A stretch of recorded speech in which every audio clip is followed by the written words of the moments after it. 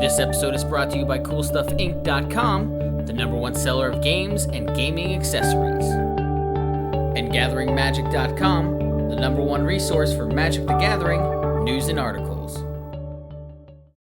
Hi, this is Roberto, and this cute little guy here is my Grimgrin Corpseborn Commander deck.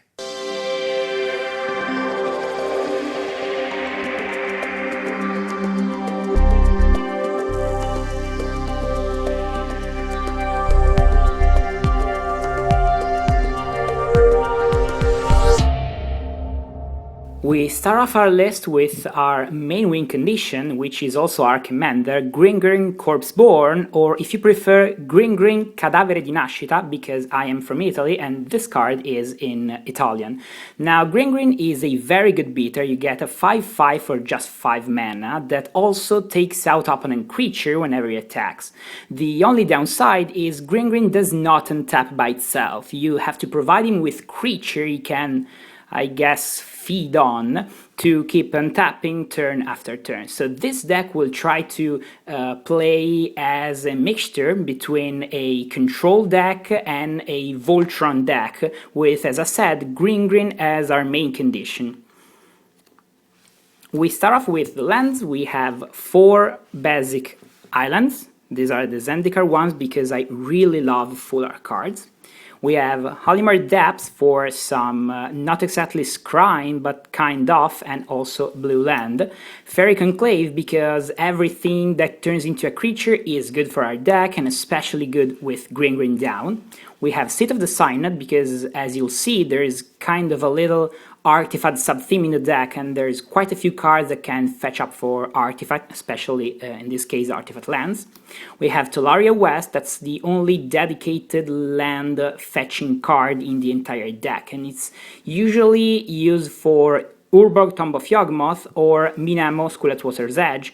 That's one of the only non-creature cards you have to untap Grimgrin, so it's usually very good to have this card down as soon as possible, and it also gets blown up pretty frequently. We get to the black lands. We have once again 4 basic lands, 4 basic swamp. Once again, Zendikar full arts because I love this art. We have Spawning Pool that, like Faerie Conclave, turns into a creature if we need some more pumping for Grimgrin. We have Vault of Whisper and Urborg, Tomb of Yawgmoth. Now, I don't run Cabal Coffer because, although that's a very good land, I did not want to go on the classic Urborg turn 1, Cabal Coffer turn 2, so this is mostly in the deck for mana fixing.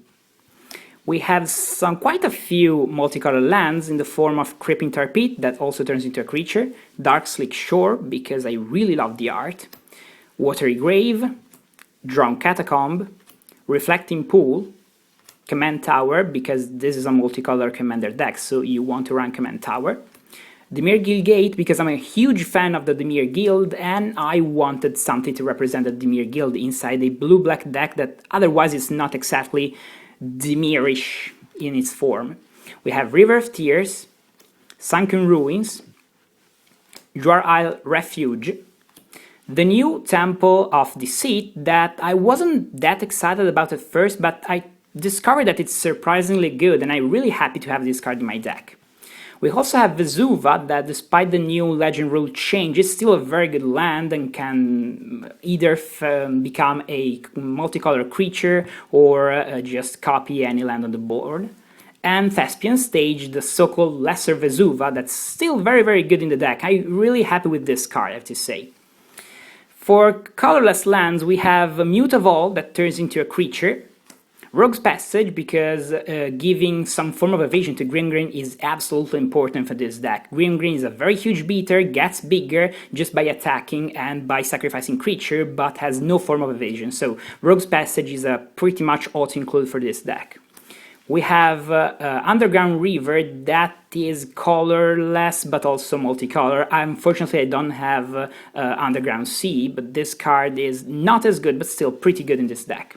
We have Homeward Path to protect from stealing effects, Temple of the False God for some ramping, although this deck will have a lot of mana rocks for ramping. We have Cavern of Souls for some protection against counterspell, Academy Ruins because we play a lot of artifacts and do not want all the artifacts we have to end up in our graveyard. We have, of course, Strip Mine, because you never know, Maze of Ith is one of those cards that can really put this deck into trouble. So have a way to deal with Maze of Ith or Mystifying Maze is very good in this deck. Reliquary Tower, to prevent from discarding. And we get to some rock, some mana ramping in general. We start off with Soul Ring, that might help us play Grimgrin on turn 3. Mana Vault, that might help us play Grimgrin on turn 2. This is really feared by one of my friends who hate every time I cast this card on turn 1. We have Dimir Signet, Dimir Keyrune, and Dimir Cluestone, because they all give a kind of one-turn advantage to cast the Grimgrin, and they are all Dimir cards, and I really love Dimir. We have Solemn Simulacrum, that is part mana ramping and part card advantage. All in all, it's a very good card. I'm not saying this should go in every commander deck, but I think it's a really good card, one of the top probably 10 artifacts in commander in general. We also have Gilded Lotus for some mana fixing and late game acceleration. That's very good, and in foil it really shines. To untap Grimgrin, we need some creature that can come back from the graveyard. We have Reassembling Skeleton, comes back for 2 at any time. We had Nether Traitor, comes back for 1 only when another creature goes to the graveyard. We have Bloodghast, that comes back for free, but you need to cast a land. That's one of the reasons why this deck plays 38 lands. That is maybe too much for the mana curve of the deck, but I'm really happy with multiple lands per turn. I'm sorry, multiple lands in the game. We also have Gravecrawler, that is pretty much the main card we want to have to untap Grimgrin, because you can cast it multiple times for just 1 mana, and with another little card that is Rooftop Storm, you can ideally give plus infinite to Grimgrin, thus making it pretty much super big, super scary, super heavy, although, as I said, he has no form of evasion, so you got to give him evasion somehow. To untap Grimgrin, we also have some token generation in the form of Bitter Blossom, Grave Titan, that makes 2 tokens when it comes down and when it attacks, so it's a lot of untap steps and +1/+1 counters on Grimgrin, and Mimic Vat, that helps abusing all those enter the battlefield effect that Commander's player usually love a lot. To protect Grimgrin, we have some counter spells. Now, this deck is part control and part Voltron, so the main condition is of course Grimgrin, and most of the counter spells are in the deck to protect Grimgrin, so this is not a counter spell heavy deck, but there's quite a few. In the form of Hinder and Spell Crumple, that are not the same but really close, work very well in Commander. We have Rewind to untap some lands. Glenelendra Archmage, that gives us multiple counter spells for non-creature spells. Venser Persevan, that's not exactly a counter spell, but really close to a counter spell / a bounce spell. Cryptic Command, probably one of the best counter spells in the format. And Desertion, that's the only way we have to steal opponent creature, and it's mostly a fun trick to play when your opponent is clearly assembling some weird interaction or a creature spell. To give some more protection to our commander or other creatures and artifacts, I play Spellskite, that I have to confess I put in the deck just to see how good it would be, and it's really the tricky card that might save you the game multiple times by just moving targets here around. It's really beautiful, and I really recommend every blue player to try this card because it can really lead you to weird board state and to a huge protection to all your creatures and artifacts. We have Darksteel Plate to turn Grimgrin or another creature into a huge indestructible thing that's really hard to deal with, unless of course it gets exiled. Skull Clams give us some card advantage that is very good for this deck because, as you've seen, we have a lot of token generation and recursion spells. So it's card draw in a very good artifact that unfortunately gets blown up pretty frequently. Sword of Fire and Ice and Sword of Light and Shadow both give Grimgrin or another creature, but usually Grimgrin, protection from 2 colors, +2/+2, and some additional good value. They are mostly in the deck for the protection from different colors. Laughing Greaves is in the deck because it not just gives Grimgrin haste, which is very welcome, but also Shroud. The only downside of this card is the bad interaction of Shroud with your need to give more equipment to the equipped creatures. So this might be, you might need to use this card with careful, but overall it's a very good equipment that you are always happy to see. Whisper Clock gives once again Shroud and also Evasion, more specifically makes the creature unblockable, so very good card, really hard to deal with Grimgrin unless they first deal with Whisper Clock. Yumezawa Jite is in the deck because this card does everything. It pumps creature, it kills creature, gives you life.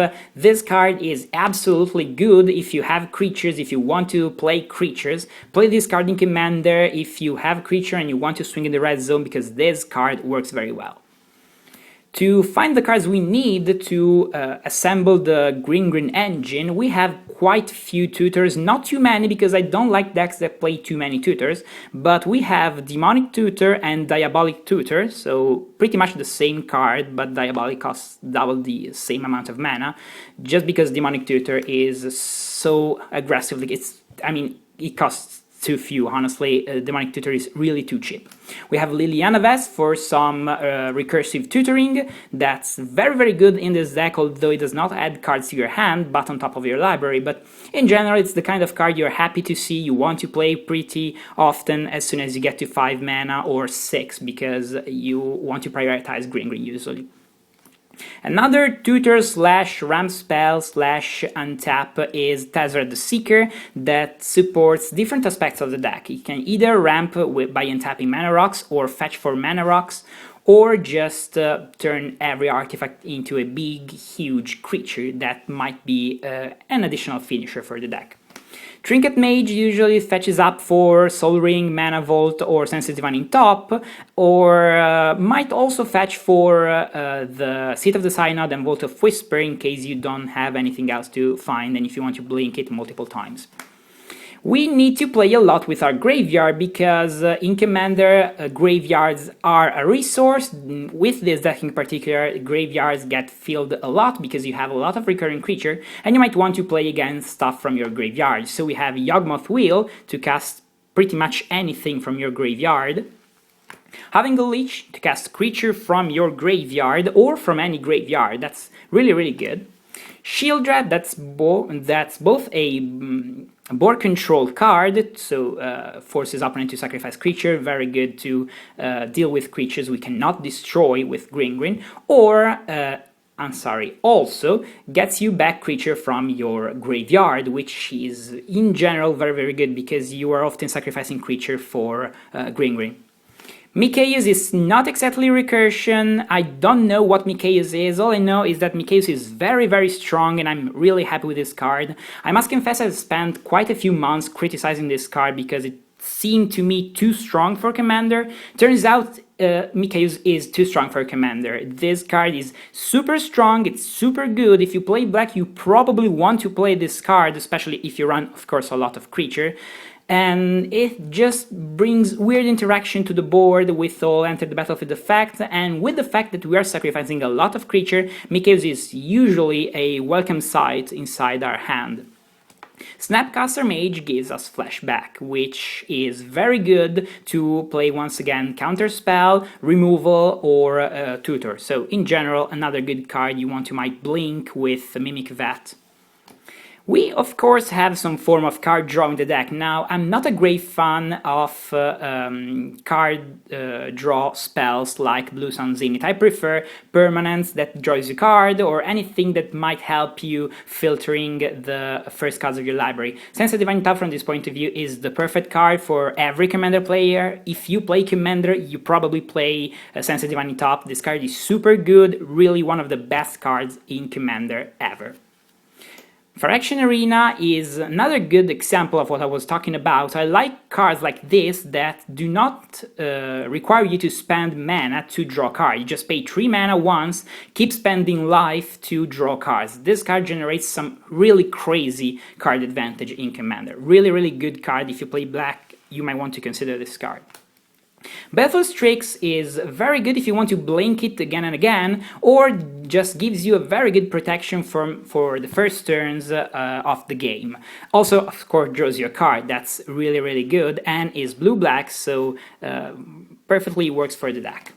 Mold Drifter, kind of the big brother of Baleful Strix, draws you 2 cards, costs 5 or 3, and has one really good interaction with Mikaeus. For just 3 mana, you get a 3/3 flyer and also draw 4 cards. Really not bad, and probably one of the reasons why Mikaeus is so strong.